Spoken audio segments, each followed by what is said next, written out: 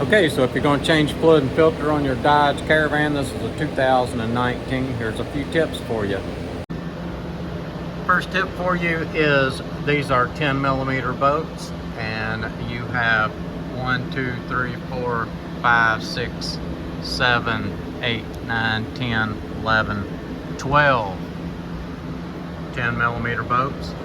Also, hard to find a gasket for this, so more than likely you will have to use silicone to seal the pan back up. You'll want to make sure that that silicone dries before you start putting any fluid in it. Also, when you get into the filter, you will notice there are 2 torque screws holding the filter in, and those torque sizes are,